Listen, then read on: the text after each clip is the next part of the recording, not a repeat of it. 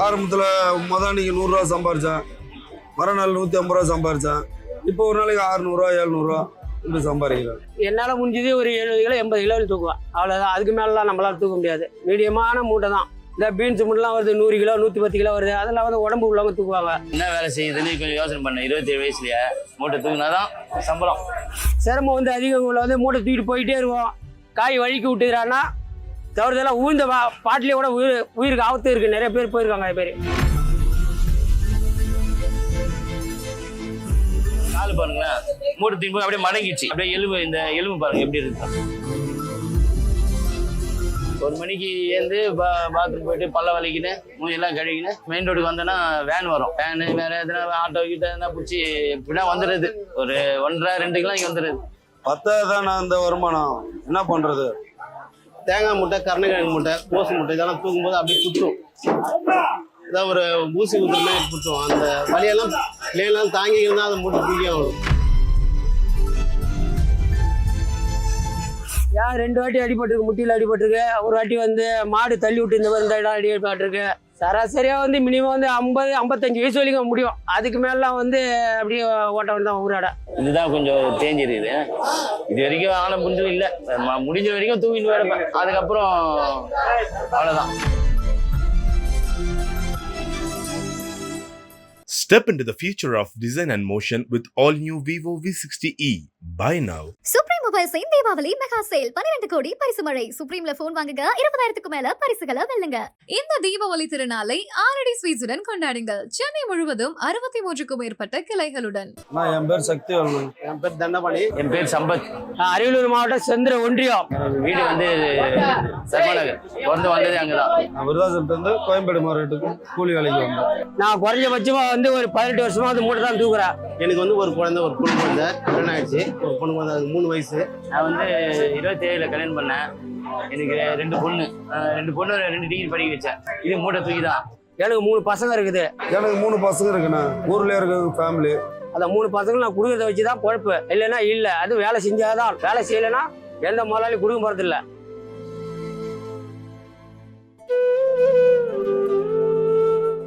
நாங்கள் வந்து விவசாயி. 5 வருஷம் 10 வருஷத்துக்கு முன்னாடி வந்து 3 போகம் விளையும். அதாவது வருஷத்துல 3 போகம். இப்போ வந்து மழை காரணமாக கம்மியாக தான் விளையுது. அதனால நாங்கள் வந்து பயிர் அங்கே வச்சுட்டு நாங்கள் இங்கே வேலைக்கு வந்துடுவோம். அது மற்ற செலவுக்கு எங்களுக்கு வேணும். எனக்கு பார்த்தீங்கன்னாக்கா இன்னைக்கு தான் ஊர்ல இருந்து வந்திருந்தேன். அதனால இன்னைக்கு பார்த்தீங்கன்னா ஒரு 350 ரூபா தான் கிடைச்சிச்சு. நான் மார்க்கெட் ரேட்டை வந்து இன்னைக்கு காய்கறி எல்லாம் கம்மியாக இருக்கணும். யாருமே கஸ்டமர் வரல. அதேமாரி ரொம்ப நேரம், அதாவது 3 மாசமா நான் இங்கே வேலைக்கு வராமல் இருந்தால் கஸ்டமர் யாரும் தெரியல. புது ஆள் இந்த மாதிரி கிடைக்கல எனக்கு சம்பளம். இந்த 350 ரூபா இன்னைக்கு சாப்பாடு செலவுக்கு மட்டுமே ஆகிடும். நாளைக்கு சம்பாரிச்சதான் நான் வந்து வீட்டுக்கு அனுப்பிச்சு போட முடியும். அப்புறம் அவங்க செலவு எல்லாம் இருக்குது. இன்னும் லோனு கட்ட வேண்டியது இருக்குது. என்ன சிரமம்னா மூட்டை தூக்கிட்டு போகல வந்து இடுப்பு வலி நிறையா இருக்குது, முட்டி வலி இருக்குது, தூக்கக்குள்ள கை வலியெல்லாம் இருக்குது. மூட்டை தூக்குறது வந்து ரொம்ப சிரமம் அதிகம். சிரமம் வந்து அதிகம் உள்ள வந்து மூட்டை தூக்கிட்டு போயிட்டே இருக்கும். காய் வழிக்கு விட்டுக்கிறான்னா தவறுதெல்லாம் ஊழ்ந்த பாட்டிலே கூட உயிருக்கு ஆபத்து இருக்குது. நிறைய பேர் போயிருக்காங்க. நிறைய பேர் அந்தமாரி போகிறது உண்டு. இல்லை கொஞ்சம் கை கால் அடிபட்டு போய் ஹாஸ்பிட்டலில் படுத்தா எங்கள் புள்ள பொண்டாட்டி தான் சோறு போடுறதுக்கு ஆள் கிடையாது. கஷ்டப்பட்டால் தான் வேறு வேலைக்கு போகலாம்னு சொன்னால் நம்ம படிப்பறிவு இல்லை. படித்த படிப்புக்கு உள்ளவங்களே வந்து மார்க்கெட்டில் மூட்டை தூக்குறாங்க. நம்ம படிக்காத போய் எந்த கம்பெனியில் போனால் கூட என்னென்ன படிச்சுன்னு கேட்பாங்க. நான் 1ஆம் கிளாஸ் கூட போகலன்னா என்ன சார் பண்ணுவாங்க? அப்போ வந்து ஒரு நாளைக்கு 1500 2000 வரும் அப்போ வேலை செய்யும்போது. இப்போ வந்து ஒரு நாளைக்கு 500 ரூபாய் கழிதான் கஷ்டமா இருக்கு. 1 மணிக்கு ஏந்து பாத்ரூம் போயிட்டு பல்ல வலிக்கின்னு மூஞ்செல்லாம் கழுவிக்கின்னு மெயின் ரோடுக்கு வந்தோன்னா வேன் வரும். வேனு வேற எதுனா ஆட்டோ கிட்ட எதுனா பிடிச்சி இப்படின்னா வந்துடுது. ஒரு 1.5 2 கிலோ இங்கே வந்துடுது. வந்துட்டு அதுக்கப்புறம் கடைகளுக்கு மூட்டை தூக்கி போட சொல்லுவாங்க. அது தூக்கி போடுவேன். அப்புறம் வண்டி ஏற்ற சொல்லுவாங்க. அதுக்கு எதனா ஏற்றுவேன். ஒரு 500 ரூபாய் கிடைச்சாலே போதுன்னு சொல்லிட்டு இருக்குதா. இது இப்போ நம்ம இப்போ கூட ஒரு 10 20 மூட்டை தூக்குவேன். 50 மூட்டை கூட தூக்கி வருமானம் வந்ததுன்னா தூக்கின்னு தான் இருப்பேன் நான்.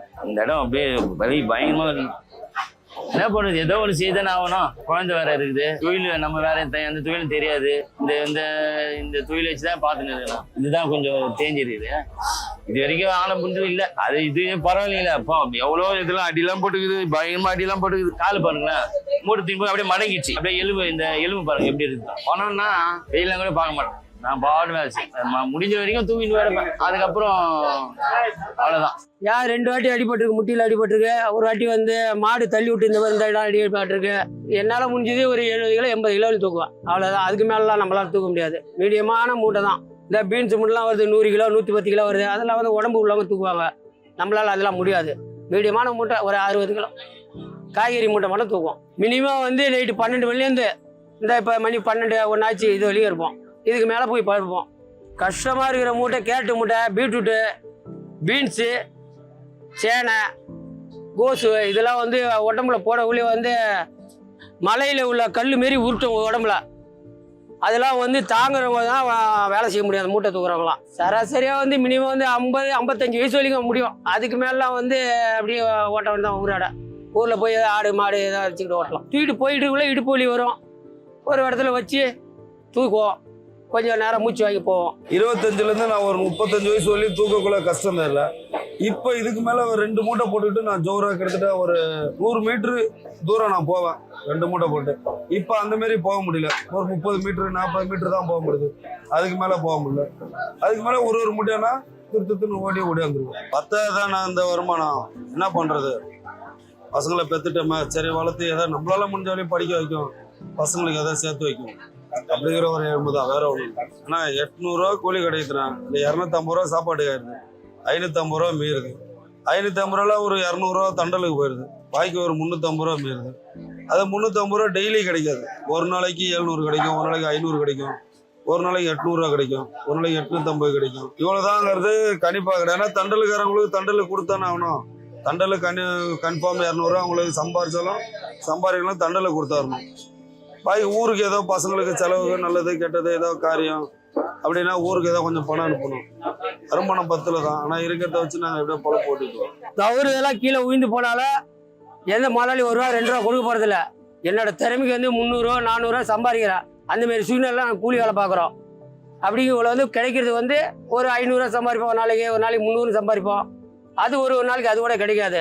அதை வச்சு தான் குடும்பத்தை வந்து நாங்கள் பார்க்குறோம்.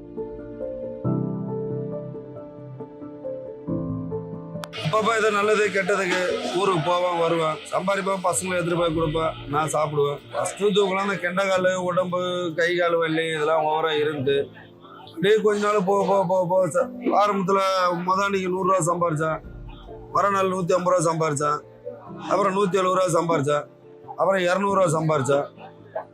இப்போ ஒரு நாளைக்கு 600 ரூபா 700 ரூபா இப்படி சம்பாதிக்கிறேன். நான் படிக்கல. அப்போ எங்கள் அப்பா அப்போ படினாரு, நான் படிக்கல. அப்புறம் என்ன வேலை செய்யுதுன்னு கொஞ்சம் யோசனை பண்ணேன். 27 வயசுலயே மூட்டை தூங்கினா தான் சம்பளம். வேலை இல்லைன்னு சொல்லிட்டு தான் அதுக்கப்புறம் 6 மாதம் கல்யாணம் 6 மாதம் வேலையே செய்யல. அப்போது வந்து 120 கிலோலாம் தூக்குவேன். அப்போது 15-20 வருஷம் முன்னாடி இதில் லோட் மேனாக இருந்தேன். வண்டியில் வந்து கடைக்கு இறக்கி லோன்ஸ் டர்னால இருந்தேன். இப்போ அது ரொம்ப ஓவர்லோடு வருது, ஒரு நாளைக்கு வெயிட் தூக்க முடியல. அது வந்து அந்த வேலைக்கு இப்போ வந்து 1.25 லட்ச ரூபாய் கட்டணும். நான் வந்து விற்றது வந்து 30,000 விற்றேன். அப்போ ஒரு 5 வருஷத்துக்கு முன்னாடி.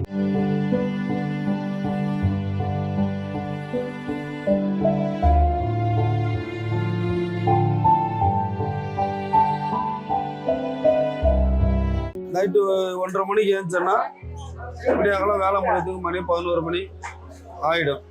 அதுக்கு பிறகு டிஃபன் சாப்பிட்டு படுத்தோம்னா மணி ஒரு 3 மணிக்கு எழுந்திருப்போம். 3 மணிக்கு எழுந்துச்சு குளிச்சு மத்தியானம் சாப்பாடு ஒரு 4 மணிக்கு சாப்பிட்டு அப்புறம் கொஞ்ச நேரம் அப்படியே ரிலாக்ஸாக உட்காந்துருப்போம். உட்காந்துட்டு ஒரு 7-7:30 டிஃபன் சாப்பிட்டு திரும்பி படுத்துருவோம். படுத்து எழுந்துச்சு நைட்டு 12 மணிக்கு இல்லை 1 மணிக்கு இல்லை 1:30 மணிக்கு எழுந்திருப்போம். அதுக்கு முன்னாடி வந்து வேலை வண்டிக்கு போய்ட்டு வண்டி இறக்கி போடுவோம்.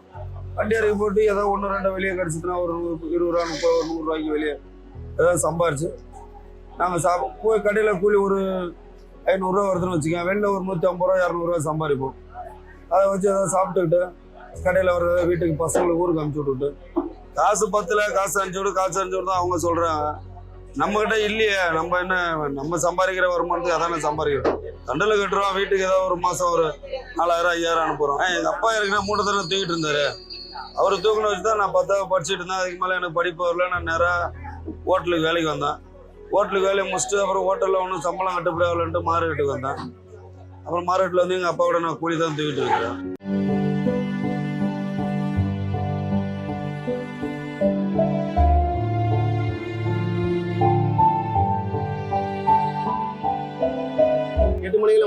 ஆரம்பிச்சிடும். லோடு இறங்குறது ஆரம்பிச்சிருவாங்க. அதுக்கப்புறம் 9 மணிக்கு அதுலேருந்து கண்டினியூ ஆரம்பிப்போம். அதுவும் வண்டி லோடு கிடச்சிச்சுன்னா வண்டி லோடு இறக்குவோம். இந்த வெளி மார்க்கெட்டுக்காரங்க ஏதாவது வந்து போட்டு மூட்டை தூக்க சொன்னாங்கன்னா தூக்குவோம். 30 ரூபா 40 ரூபா அப்படி ஒரு மூட்டைக்கு மேரில் கொடுப்பாங்க. 700 ரூபா இல்லை 600 ரூபா கிடைக்கும் ஒரு நாளைக்கு. 200 மீட்டர் தூக்கி போனால் 60 ரூபா நாங்கள் கேட்டோம்னா 50 ரூபா கொடுப்பாங்க அவங்க. 100 மீட்ரு இல்லைன்னா அப்படி 150 மீட்டர் தூக்கி போனாக்கா 40 ரூபா தான் சம்பளமே கொடுப்பாங்க. விவசாயத்தில் வந்து அந்த அளவுக்கு நாங்கள் எதிர்பார்க்குற மாதிரி கிடைக்காது.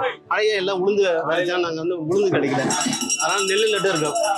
நெல் நட்டு இப்போ 3 மாதம் ஆயிருக்குது. இன்னும் 2 மாதத்துக்குள்ளே தண்ணி இருந்தால் தான் அதுவும் அதில் நாங்கள் அறுவடை செய்ய முடியும். அதுக்குள்ளேயே மழை இல்லைனாக்கா நாங்கள் அறுவடை செய்ய முடியாது. அப்படிலாம் இருக்குது. அந்த விவசாயத்தை மட்டுமே நம்பிக்கிட்டு நாங்கள் வந்து வாழ முடியாது. மற்றது ஏதாவது பண்ணி தான் ஆகணும். நாங்கள் மூட தூக்குறதோ இல்லை கார வேலைக்கு ஏதாவது கன்ஜெக்ஷன் கம்பெனிக்கு வேலைக்கு போகிறதோ அந்த மாதிரி ஏதாவது செஞ்சால் தான் எங்களுக்கு வந்து வைப்பு பண்ண முடியும். ஃபஸ்ட்டு மூட்டை தூக்கும் போது ரொம்ப கஷ்டமாக இருக்கும். ஒரு 5 மூட்டை தான் என்னால் தூக்க முடியும். ஏன்னா ஃபஸ்ட்டு நான் தூக்கும் போது வந்து ஒரு 30 கிலோ 40 கிலோ தான் தூக்க முடியும். இங்கே வந்து மேக்ஸிமம் 90 கிலோ 100 கிலோ அப்படியெல்லாம் இருக்கும். ஒரு கருணக்கிழங்கு மட்டும் 100 கிலோ இருக்கும். ஒரு கேரட்டு மட்டும் 100 கிலோ இருக்கும். அதெல்லாம் பார்த்தாலே எங்களுக்கு பயமாக இருக்கும் ஃபஸ்ட்டு. இப்போல்லாம் கொஞ்சம் அப்படியே தெளிவாயிடுச்சு. இருந்தாலும் அது கை காலெல்லாம் வலிக்கும், போகும் வரும். அப்போ ஏதாவது தேங்காய் மூட்டை கருணக்கிழங்கு மூட்டை கோசு மூட்டை இதெல்லாம் தூக்கும்போது அப்படியே குத்தும். ஏதாவது ஒரு ஊசி ஊற்றுமே குத்தும். அந்த வலியெல்லாம் பிள்ளைகள்லாம் தாங்கிக்கிட்டு தான் அதை மூட்டை தூக்கி ஆகணும். ஏன்னா அன்னன்னைக்கு நாங்கள் வந்து ஒரு ஃபைனான்ஸ் கட்டி ஆகணும். அன்னன்னைக்கு வீட்டுக்கு அனுப்பிச்சா தான் எங்களுக்கு பழப்பு. இதெல்லாம் இல்லை. ஒரு நாளைக்கு நாங்கள் காசு அனுப்பிட்டாலும் ரொம்ப டைட் ஆகிடும். ரொம்ப கஷ்டம். அதுவும் பை சான்ஸ் மழை வந்துச்சுனாக்கா ஒன்றும் பண்ண முடியாது. மழைக்கு பயந்து நாங்கள் உட்காந்துட்டோனாக்கா ஒன்று அன்னைக்கு எங்களுக்கு சாப்பிட நாங்களாம் ஹோட்டலில் சாப்பிட்றோம். குளிக்கிறதோ ஒன்றும் மற்ற விஷயம் எல்லாமே காசு போட்டு தான் நாங்கள் பண்ணி ஆகணும். இதெல்லாம் மிச்சம் பண்ணிக்கிட்டு நாங்கள் வீட்டுக்கு அனுப்பிச்சாகணும். இன்னும் 10 வருஷம் அப்படியே தூக்கலாம். இல்லைனாக்கா அப்படியே லாஸ்ட் வரைக்கும் அப்படியே போயிடும். விவசாயம் ஒன்றையும் அந்த அளவு சொல்ல முடியாது. போன வருஷம் அதேமாரி தான் நெல் நட்டா அது வேஸ்ட்டாக போயிடுச்சு. ஒரு 4 ஏக்கர் நெல் நட்டா அது வேஸ்ட்டாக போயிடுச்சு. இந்த வருஷமா அந்தமாரி உளுந்து வேஸ்ட்டாக போயிடுச்சு. நெல் மட்டும் தான் இருக்குது. அடுத்தது கம்பு சீசன் வந்துச்சுன்னா அந்த பருவ காலத்தில் தான் அந்த பயிரையும் பண்ண முடியும். வெயில் காலத்தில் தூக்கும்போது நார்மலாக இருக்கும். கொஞ்சம் ஏதோ பயப்படாமல் தூக்கலாம். அதே மழை காலத்தில் தூக்கும்போது கொஞ்சம் பயந்து தான் தூக்க முடியும். ஏன்னா பைசான்ஸ் ஸ்லிப்பே ஆகிடுச்சுன்னு வச்சுக்கலாம், கை முட்டி போயிடும்.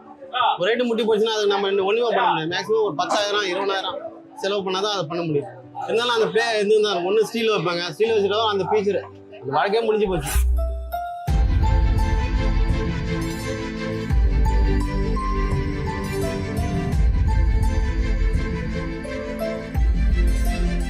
இங்கே வந்து கூலி தொழிலாளிகள் வந்து கொஞ்சம் ரொம்ப சிரமத்தில் தான் இருக்காங்க. அதாவது முந்தி இருந்த வருமானத்துக்கு இப்போ இருக்கிற வருமானம் வந்து ரொம்ப கம்மி தான். முந்திலாம் வந்து 1000 1500 இப்படி சம்பாரிச்சுக்கிறவங்க இப்போ வந்து 500 400 300ன்னு சம்பாதிக்கிறாங்க. அது இல்லாமல் அவங்களுக்கு வந்து தங்குற வசதி வந்து இங்கே கிடையாது. அதாவது இங்கே வந்து எப்படின்னா கடையில் வேலை பார்க்குறவங்க வந்து கடையில் வந்து தங்கிக்கலாம். அதரில் மூட்டை தூக்குறவங்க வந்து வெளியில் எங்கேயாவது தங்கிக்கணும். அது வந்து இங்கே வந்து எம்எம்சிலேருந்து கொஞ்சம் ஏற்பாடு பண்ணி அவங்களுக்கு தங்குறதுக்கு வசதி செஞ்சு கொடுத்தாங்கன்னா நல்லாயிருக்கும். அது வந்து கவர்மெண்ட்டில் நாங்கள் சங்கத்து மூலியமாக முறையிட்டு இருக்கோம். அந்த இதுக்கு வந்து எந்த ஒரு இதுவும் இன்னும் ஒரு ரெஸ்பான்சிபிள் கொடுக்கல. அது இல்லாமல் அந்த கூலியாளர்கள்லாம் வந்து மழை காலத்தில் ரொம்ப கஷ்டப்படுறாங்க. பெரிய மூட்டையில் தூக்கிட்டு எங்கள் கண் முன்னாலே வந்து கீழே விழுந்து அந்த ரோடானது என்னதுன்னா வழுக்கும். அது வலிக்கு கீழே விழுந்து செஞ்சு சில பேர் அடிபட்டு ஹாஸ்பிட்டலில் நாங்களே வந்து எத்தனையோ பேரை அனுப்பிச்சி வச்சுருக்கோம்.